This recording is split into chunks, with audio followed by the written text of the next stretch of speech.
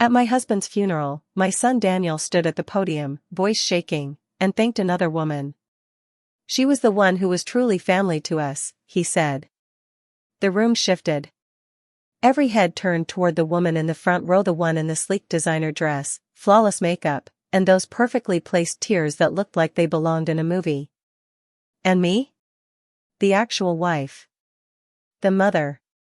The woman who held this family together for 40 years. I sat off to the side like a stranger, invisible, erased. Later, when the lawyer announced that my husband had left everything to her, not a single dollar for me, Linda Mallister wrapped her arms around my son and smiled a cold, victorious smile, like she had finally taken my place. But then, I pulled out the second will. And just like that, every smile in the room vanished. I never imagined the first day of my new life would begin at a funeral. Robert died in a sudden car accident, heavy rain, failed brakes, the car skidding off a curve and crashing into a supermarket. Gone instantly. The doctor told me he didn't suffer. I stood there wondering if a peaceful exit was more than he deserved. 40 years of marriage.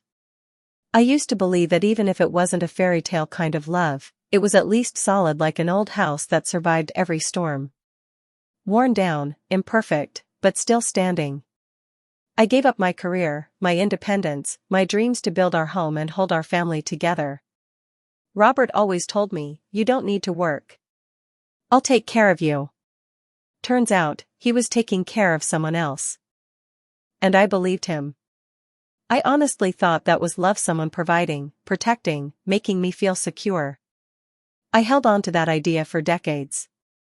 At the memorial, I wore Robert's favorite charcoal wool coat, the one he always said made me look classy. I stood at the chapel entrance, greeting guests as they arrived. The wind outside was brutal, stinging my cheeks, numbing my fingers. Still, I forced a smile, determined to give him the dignified, respectable farewell he would have wanted. Robert lived his entire life polishing his image, obsessing over what people thought of him. And even in death, I was still protecting that image for him.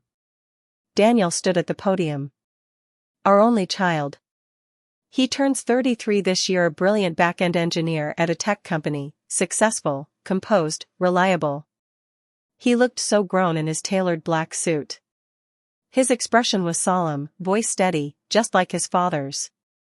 He read a beautiful tribute, then paused. His eyes glistened. "There's someone I want to give a special thank you to," he said, voice trembling just enough for the room to lean in. Silence swept through the chapel. My breath caught. I squeezed my handbag until my knuckles turned white. This is it, I thought. He's going to finally acknowledge me. Decades of devotion, all the hospital nights, the holidays I hosted, the anniversaries he forgot but I still celebrated, the sacrifices no one ever noticed. I felt it rising, that long-denied recognition. I could almost hear the words forming, "my mother." But what he said next cut through me like a dull, rusted knife, slow, painful, stealing the little hope I still carried. Someone who supported my father through the hardest time of his life. Miss Linda Mallister. A hush rippled across the room. Heads turned. From the front row, a woman stood gracefully, dabbing the corner of her eye with a tissue as if she were in some polished drama. She wore a deep emerald wool coat, black heels, flawless makeup, hair styled to perfection, every detail intentionally curated. People around her leaned in, whispering, impressed, curious.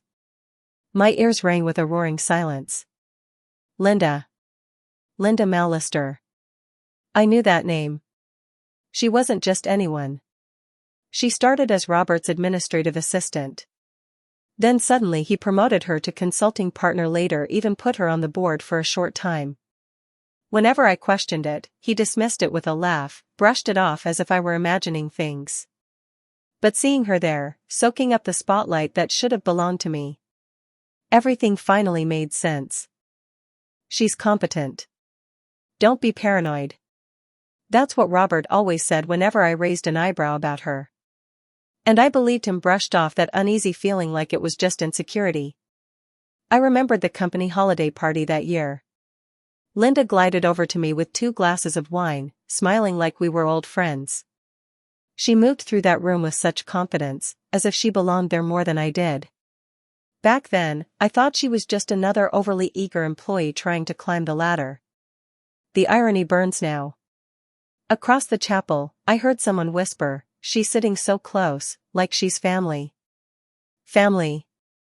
And my son, my own flesh and blood, had just thanked her at his father's funeral. It felt like the chair was yanked out from under me.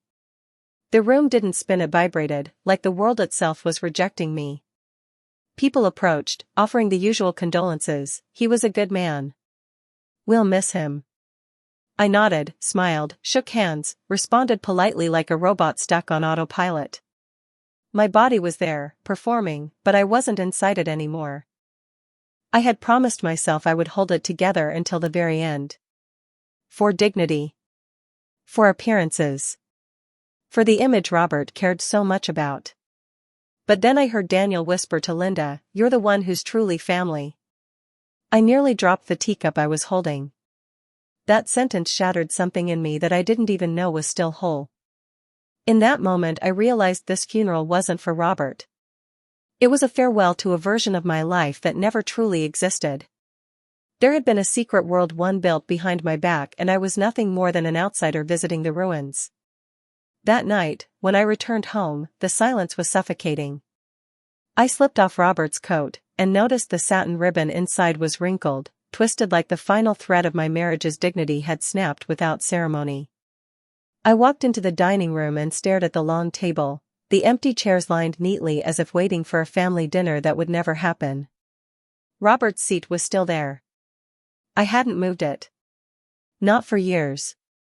And now, I wasn't sure if I ever would. For decades, that chair at the head of the table belonged to him. His hand always rested on the armrest, tapping lightly while he waited for me to bring him his soup just the way he liked it. Now the chair sat there untouched, the armrest cold, as if it had forgotten the weight of him already. There were still bottles of his favorite beer in the fridge. I never liked the brand, it was too bitter, too sharp, but he bought a 6-pack every week just for himself. Funny how the smallest routines become the cruelest chains. Habit isn't comfort. Habit is a prison you don't realize you're in until the door locks behind you. I didn't sleep that night. Instead, I pulled out old photo albums. There we were, young, hopeful, untouched by life's disappointments. His eyes had a spark then. Mine too. I found a picture of me from years ago, short hair, confident smile, wearing my employee ID on a lanyard.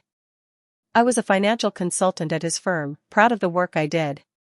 In every board meeting photo, I sat second from the right, poised, respected, whole. Then I remembered the day he said, "You should quit. I'll take care of everything." And like a fool who mistook control for love, I did. I closed the album and poured a glass of water. The kitchen clock ticked in the silence like a metronome measuring the emptiness of my life. In that moment, I understood something I wasn't ready to say out loud. Every ounce of patience, pride, and loyalty I invested into our marriage had been buried with him. But I had no idea that beneath the grief was a deeper betrayal moan that would make everything I thought I knew shatter beyond recognition. The next morning, I sat in the lawyer's office, listening to words that felt like lines from a script written about my life, but I had never been given a copy. The room smelled faintly of ink and aging wood. A dusty, framed print of the U.S. Constitution hung crooked on the wall, like even justice itself was leaning the wrong way. Sunlight slipped through half-open blinds, cutting the floor into narrow strips of light, as if the room itself was divided. This was the law firm Robert had appointed before his death. The place where my fate would be read out loud to memby strangers. The lead attorney was a man in his 50s with a slow, weighty voice, the kind people use when delivering bad news they've rehearsed. Every word landed with deliberate heaviness, as if something darker hid between the lines. Pursuant to the will signed by Mr. Robert Des Smith, 3 years ago, he began, his tone flat and professional, like he was reading a script he'd recited 1,000 times. The majority of his assets, including the primary residence in Somerville, the vacation property in Nantucket, and the remaining balance of his personal accounts, shall be inherited by Ms. Linda Mallister. For a second, the room didn't make sense. It wasn't just shock, I felt like I had been shoved off the main stage of my own life, the spotlight cut, curtain dropped, audience gone. As if I had never actually been the leading role, just an understudy who mistakenly believed she was the star.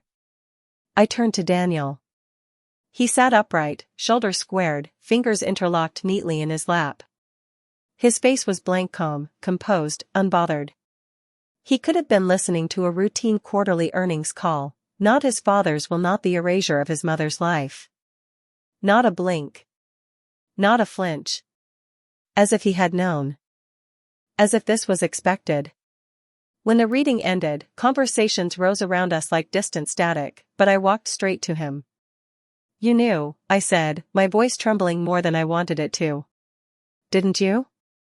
Daniel looked at me with a strange calmness, almost pitying, almost patronizing.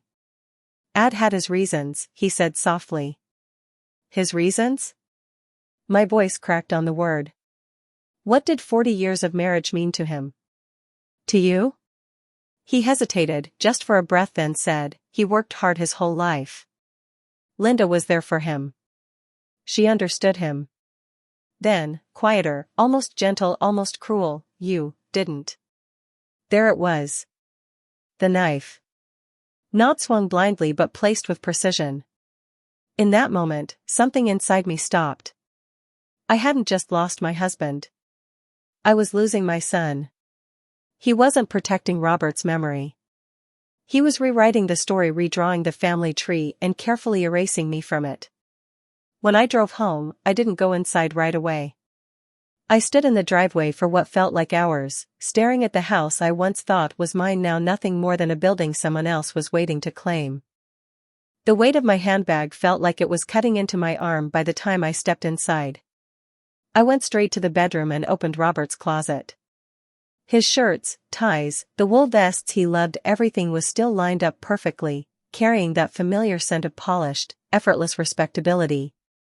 But now all I could think was, what lies were stitched into those fabrics? When did he decide I was no longer family? Was it the year I forgot his favorite wine for our anniversary? Or years earlier, the moment I quit my job at his firm and became, in his eyes, just the wife? I tore through drawers, desperate to find proof that I wasn't losing my mind. Old ledgers, business cards, receipts, snapshots from company trips, and then, tucked in the kitchen drawer beneath rubber bands and stale coupons, I found a folder of letters he'd kept. One caught my eye. From the Nantucket Property Management Company. Dated 6 years ago. Addressed to Linda. My hands trembled so violently I had to sit down. I had spent countless summers in that Nantucket house, cooking meals in that kitchen, walking the shoreline beside him, never realizing I was the guest in a life he built with someone else. That afternoon, I crossed the street to see our neighbor, Janelle, late 70s, sharp as a blade, with a garden full of roses that always bloomed better than mine. If anyone noticed anything through the years, it was her. But the moment I mentioned Linda's name, Janelle's expression stiffened. "Linda, wasn't she the woman Robert took to the symphonies?" she asked, lifting a brow. "You didn't go with them?" I swallowed, forcing a smile that tasted like metal. I've never been a big fan of social events. Janelle shifted in her seat, uneasy. "Oh. I always assumed they were an item. She's been around this street quite a few times. One year she helped Robert put up the Christmas lights." I went cold. That Christmas, I had been upstairs with a swollen knee. Robert told me a teenage neighbor had helped him. I can still picture him smiling, telling me he had it handled. "When did you first notice them getting close?" I asked, trying to sound casual. Janelle stirred her tea, thinking. "At least 10, maybe 15 years ago. I remember seeing her here when you were away caring for your sister. I thought she was a cousin or something. 15 years.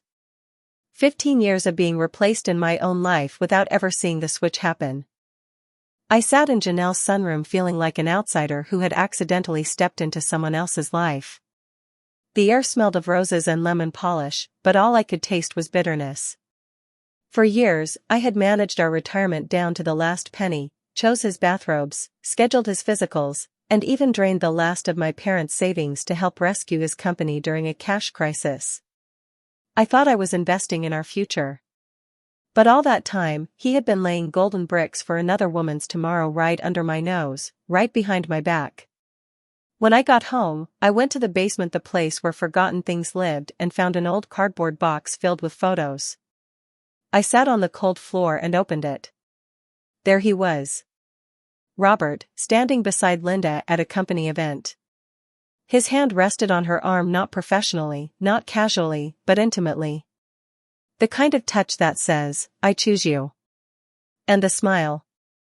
God. I had never seen that smile directed at me. He looked younger, freer, as if life tasted sweeter next to her. Then I found another photo.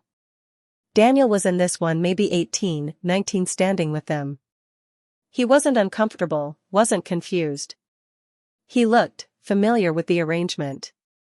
His smile was shy, but not reluctant. As if he had already accepted what I never suspected. One corner of the photo had been shaded out. I rubbed it gently with an eraser, and a handwritten line slowly reappeared beneath the marks. Our little family will be official one day. Something inside me didn't just break, it collapsed. It wasn't my heart. Hearts break and heal. This was deeper. More structural. It was trust, and once that fractures, the pieces can never be fitted back the same way again. That night, I lit a single candle in the kitchen. The flame flickered, casting shadows on walls that once held our memories. The house felt both foreign and familiar, like returning to a childhood home and realizing it has shrunk. For the first time since Robert's death, I turned on music. Not his music. Mine. A slow, soft, unhurried jazz record, melodies that took their time. And as I stood there, letting the music settle into the quiet corners of the home, a thought surfaced, gentle but revolutionary. Maybe I had lived my entire life dancing to his rhythm. And never once learned the sound of my own. But not anymore. From now on, the music, the beat, the dance steps, they are mine to choose. I thought the worst was over. The will. The truth about the properties. Linda standing at the center of everything, brazenly labeled as family. I believed that was enough humiliation for one lifetime. But I hadn't realized that what would truly break my heart was Daniel. My only child. I always believed that no matter how unrecognizable the world around me became, he would still be mine.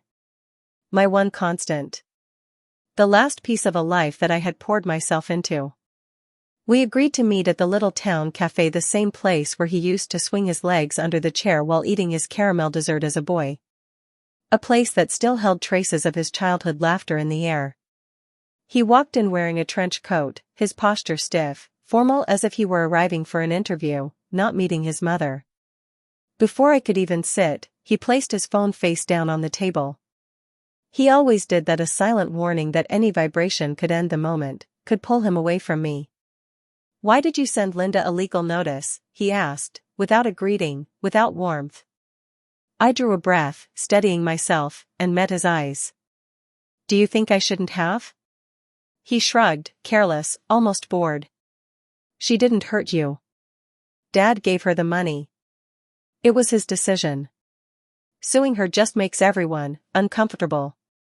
Uncomfortable. The word echoed inside me like a cruel joke. Uncomfortable? My voice cracked, disbelief rising like a wave I couldn't control. "Daniel, your father deceived me for decades. I gave up my career for this family, my independence, my friends for you. I even sold my mother's emerald ring to pay for your college tuition. Do you know what that ring meant to me?" His expression tightened, not with guilt, but irritation. He sighed, the kind of sigh that dismisses a person, not an idea. "You always bring that up, like I owe you something." The words didn't explode. They didn't shatter me instantly. They landed slow and heavy, like a dull blow to the chest. It wasn't anger. It wasn't even an argument. It was distance.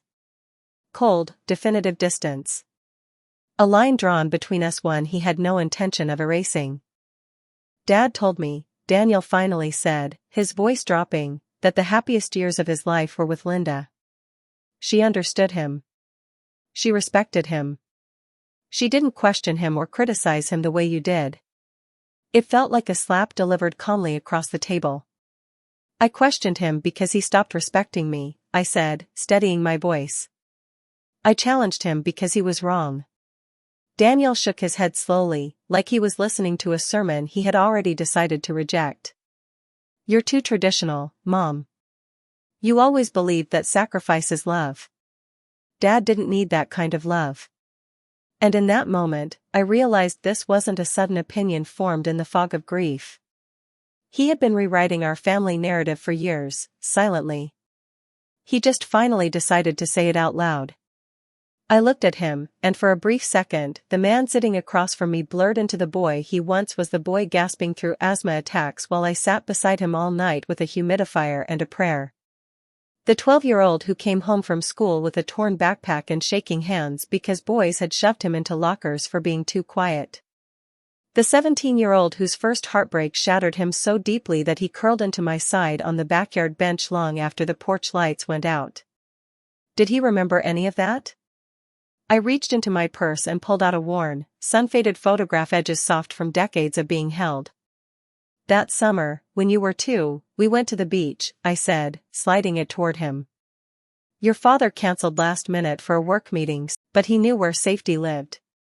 Daniel stared at the photo. He didn't touch it. Didn't push it away either. Silence lingered, not soft, not reflective, just tense. I know you idolize your father, I continued quietly. He was polished. Charming. Controlled. He never raised his voice. He always looked like the perfect man. I leaned back, letting the truth land gently but firmly. But did it ever cross your mind that I built the foundation for that perfect man to exist? He finally looked up. Not with tears or regret, just a flicker of uncertainty. A tiny crack in his certainty. Dad did what made him happy, he said after a moment. Linda made him feel needed. You were just too strong. Too strong. That's what I was. I thought of the nights spent juggling bills to cover payroll for his company when he was too stressed to deal with it. The days I cooked through a fever because the house needed to feel normal. The birthdays I held my tears because Robert's silence felt like punishment, but I still smiled for my child. Too strong.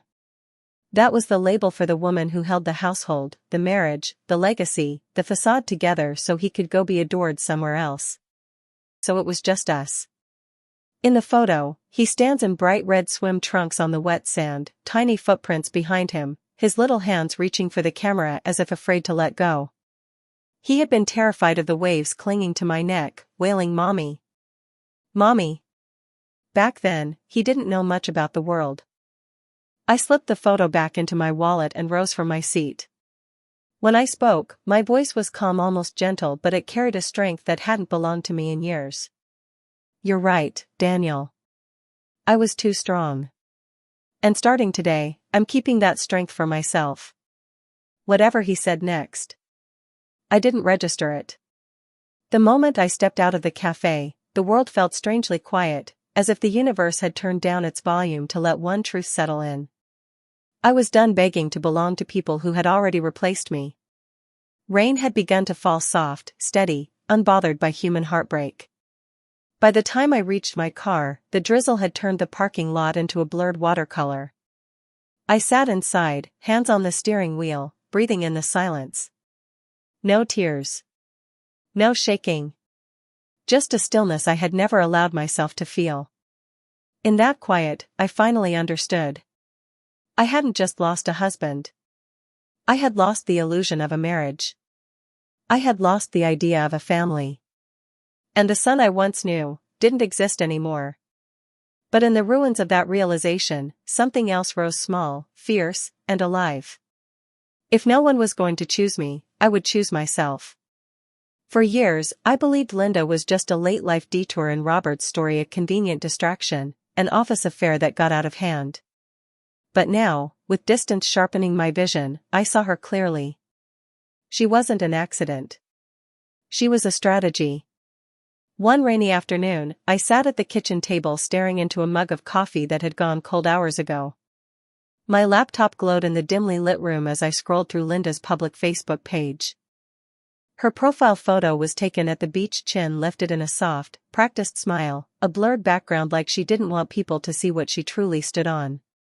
Her bio read: consultant in the architecture sector. Passionate about art, community engagement, and meaningful human connections. Meaningful human connections. The audacity. Her online world was curated like a museum exhibit, tasteful, polished, rehearsed. Photos of her volunteering, attending charity galas, posing in tasteful dresses beside community leaders. The kind of public image built to make people believe she was kind, refined, and trustworthy. A woman no one would question. And suddenly, it made sense. Women like Linda don't steal lives overnight. They erode boundaries one compliment, one favor, one coincidental appearance at a time. Not a thief in the dark, no, she was a gardener. She planted herself in the soil of my life years ago, and grew. Her bio read: consultant in the architecture sector. Lover of classical music and community service. Grateful for life's tender company. Tender company. I almost laughed. The irony tasted metallic on my tongue. I clicked on her photo albums. The very first image stopped me cold.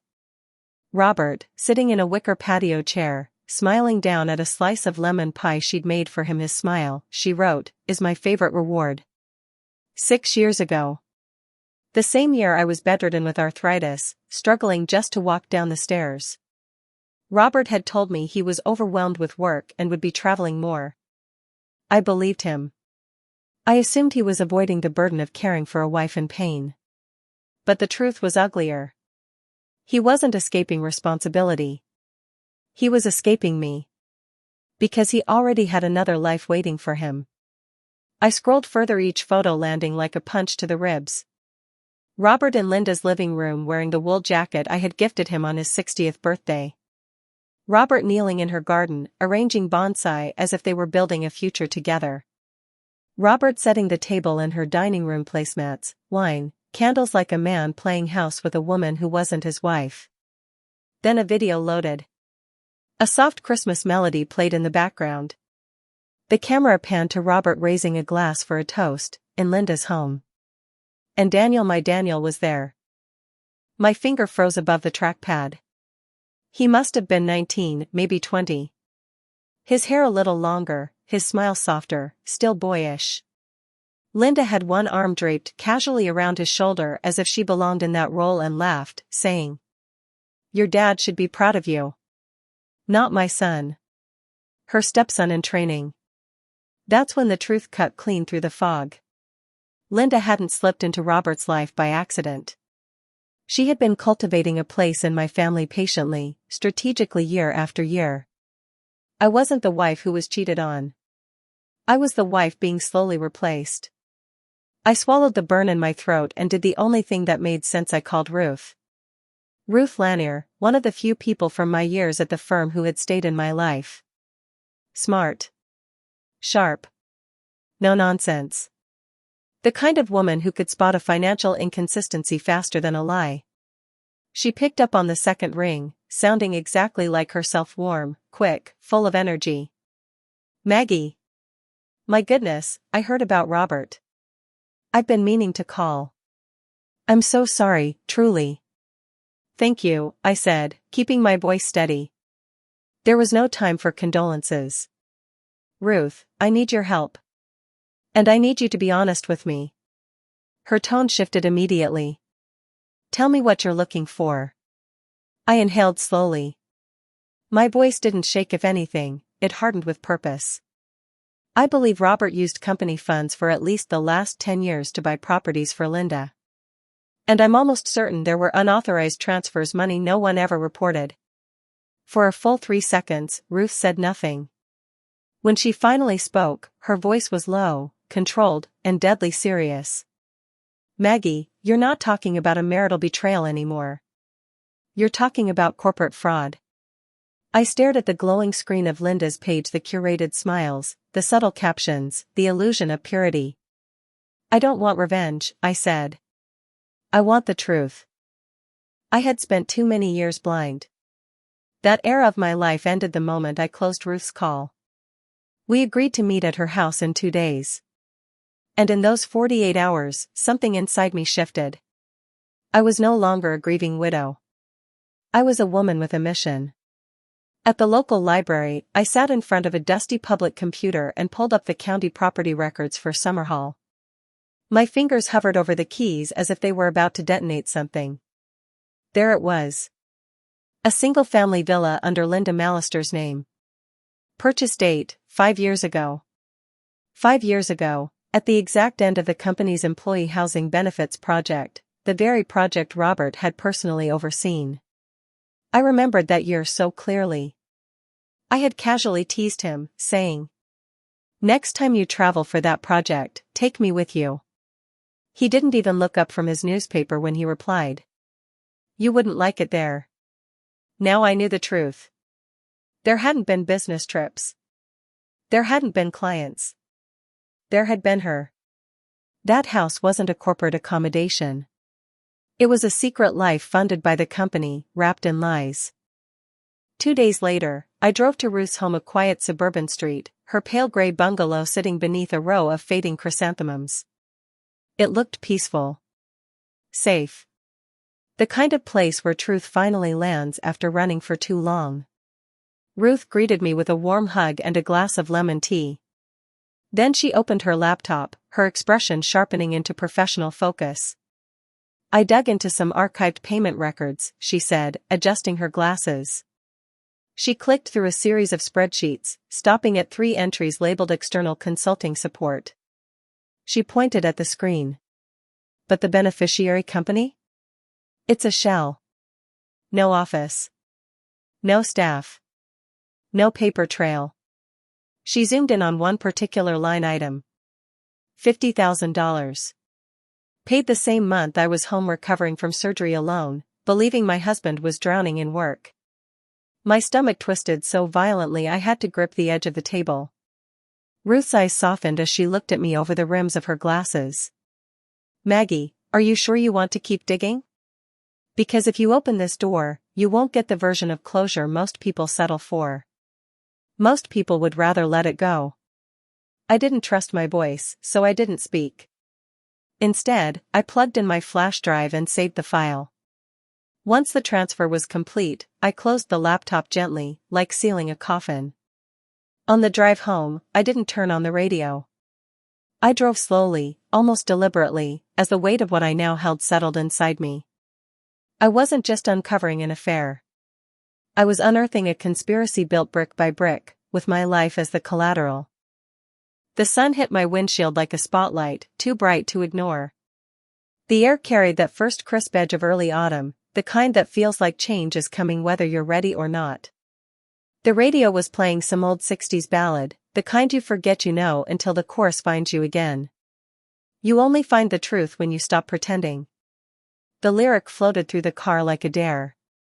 And for the first time I didn't sing along. I listened. Because it was true, the moment you stop pretending, your world comes into focus. Brutally. Honestly. And without mercy. Back home, I went straight to my computer. I pulled up Linda's Facebook profile, vacations, wine glasses clinking, birthday dinners she never earned, and saved every photo into a new folder on my desktop. I titled it, Evidence. Not memories.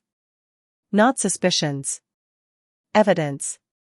I wasn't that woman anymore, the one who swallowed her feelings while stirring a pot on the stove, pretending everything was fine. I was Maggie Smith. The legal wife of Robert Smith. The mother of Daniel Smith. The woman who had been written out of her own life's narrative. Tidy. Quiet.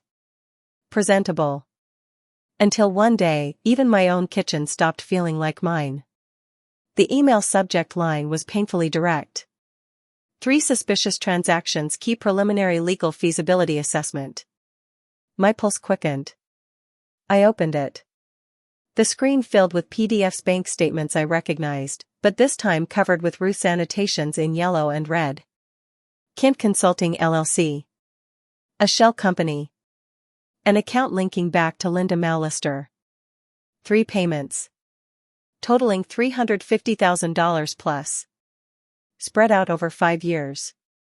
Each transfer intentionally placed just outside the company's official audit windows, like someone who knew exactly how to avoid detection.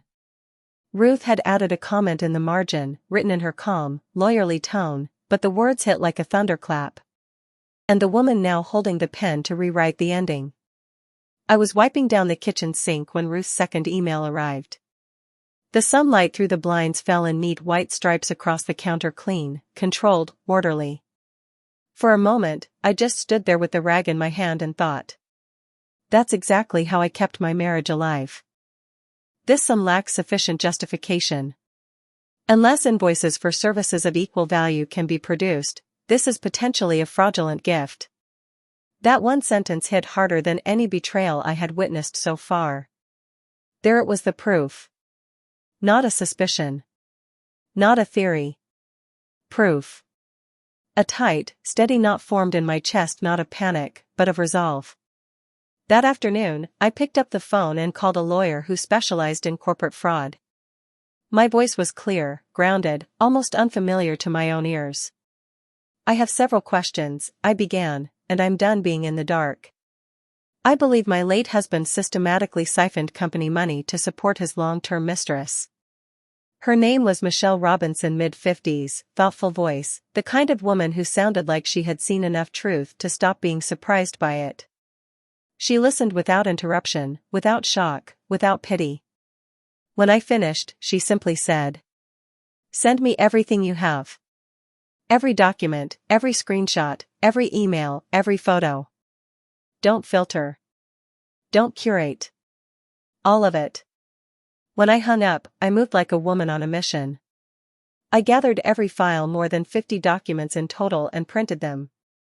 I organized them chronologically, slid them into a labeled folder, and drove them straight to her office.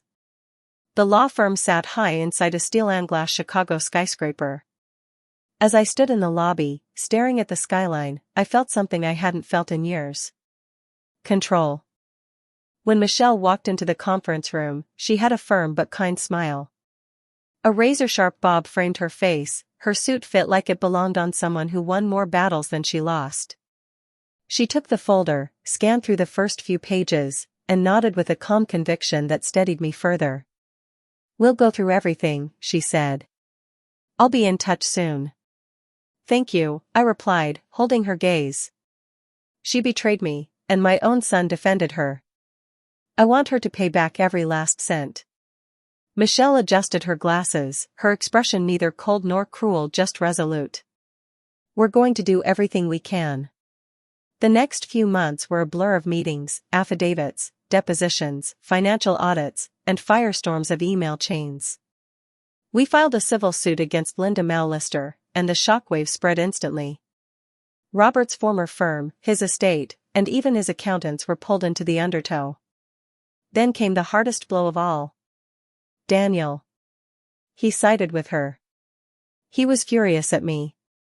"You're destroying Dad's legacy," he said. "Let it go." He loved her.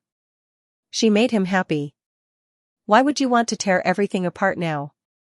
He said it to me over the phone, cold, distant, almost rehearsed. "You're destroying Dad's memory." "Daniel," I replied, steady but shaking inside, "your memory of your father is a fairy tale. He wasn't a hero. He was a man who used stolen money to betray his wife, and the mother of his child. That is the truth." He hung up. I stared at the phone, waiting for it to ring again. It didn't. The silence stung, but I stayed the course. Some truths cost you dearly, but they're still worth telling. The case finally went to court. Linda and her attorney tried to spin it into a misunderstanding. They waved false invoices in the air, documents Robert had fabricated to cover his tracks. But we had evidence. We had timelines, bank records, testimony, and pictures no lie could clean. When I took the stand, I didn't speak as a victim. I spoke as a woman who had survived the storm.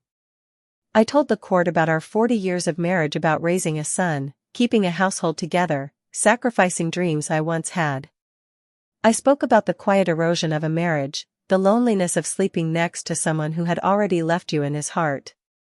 And the betrayal, layered, deliberate, years in the making. The judge, a black woman in her mid-60s with eyes that carried both firmness and history, watched me with a knowing expression. She understood women like me. Women who stay. Women who give everything. Women who finally choose themselves. In the end, the ruling came down like a clean blade. Linda was ordered to return every dollar Robert had funneled to her plus interest. Over $1 million. She had to sell the home she bought with stolen money. Her reputation collapsed. Her career crumbled.